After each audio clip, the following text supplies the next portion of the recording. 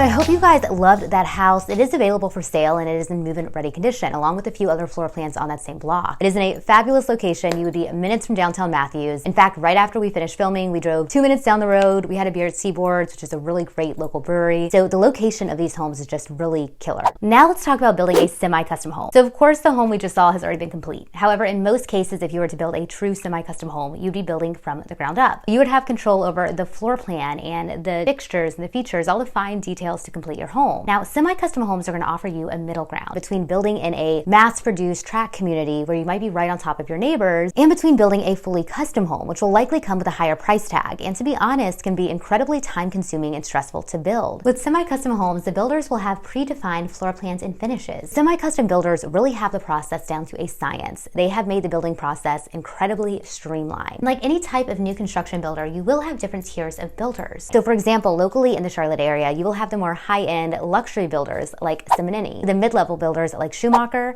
and then you're going to have the more production builders that come with a bit more value like True Homes, whose house we just saw. The main difference between the tiers of builders will be quality of materials and the level of personalization. So for example, with Simonini, you're going to have luxury high-end materials to choose from. You will have extensive options for customizing your house, whereas when it comes to the production builders, they're going to work on a larger scale. So although they do offer above builder grade options, it's not going to be to the same caliber as a luxury builder. Designing your home will also be more of a modular customization. So how it works with True Homes, and many like them, is that you're going to pick the floor plan and then you modify it to your liking.